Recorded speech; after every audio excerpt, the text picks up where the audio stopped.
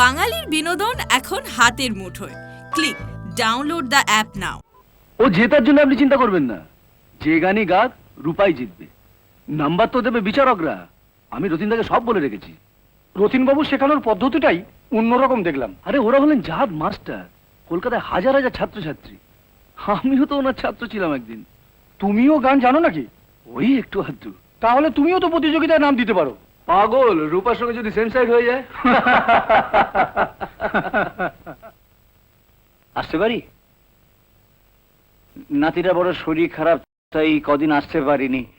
রূপা কোথায়? ঘরে আছে তো? যাই বসি গিয়ে, সময় তো এগিয়ে এলো। দাঁড়ান মাস্টারমশাই, আপনাকে আর কষ্ট করে ওপরে যেতে হবে না। রূপার জন্য আমরা অন্য মাস্টার ঠিক করেছি।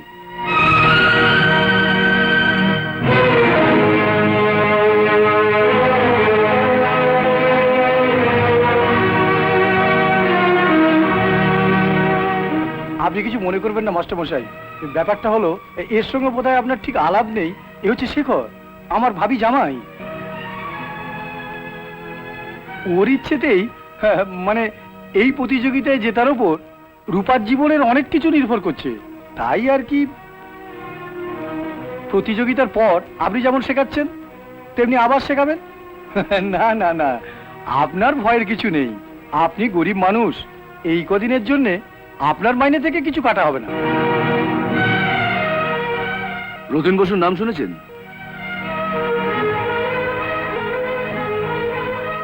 রথিন বসু? চিনলেন না তো? চিনবেন কি করে? আপনার তো এইটুকু গন্ডি। আরে রতিন বোস হলো কলকাতার নাম করা একজন সঙ্গীত শিল্পী। উনি তো দয়া করে রাজি হয়েছেন রূপাকে গান শেখাতে। দাঁড়ান, আলাপ করে দিচ্ছি। হ্যাঁ মহাবীর, রতিনদাকে একবার নিচে পাঠিয়ে দে তো।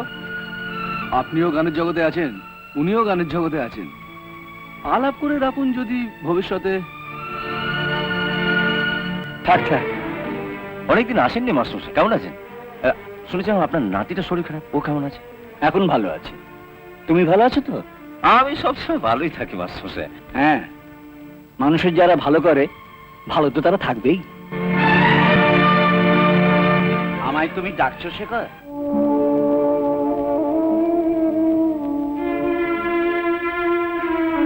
কাইন্ডলি একবার নেমে আসুন না।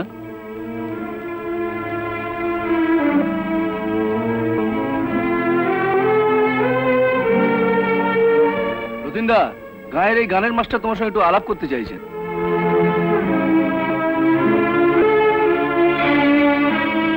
মাস্টারমশাই, আপনি এখানে? থাক থাক থাক, আপনার সঙ্গে এখানে এভাবে দেখা হবে আমি ভাবতেই পারিনি। তুমি এনাকে চেনো নাকি? চিনি কি বলছে?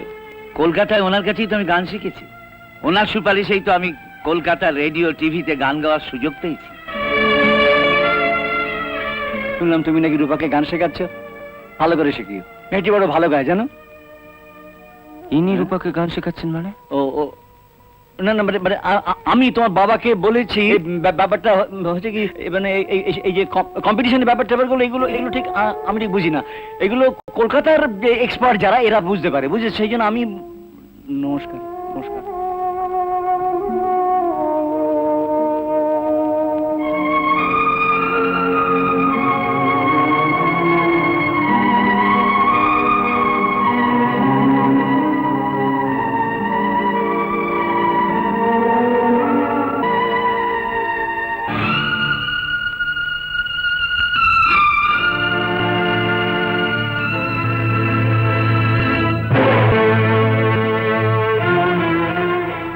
তোমার এই বুদ্ধিমান ভাবি জামাইয়ের পরামর্শে তোমার মেয়ের মঙ্গলের জন্য তুমি মাস্টার পাল্টালে বাবা।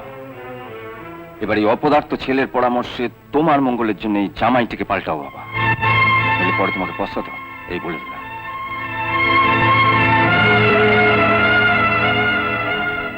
আরেকটা কথা, গানে যে প্রথম হবে তাকে তুমি মায়ের নাম খোদাই করা শিল্ডটা তুলে দিচ্ছ।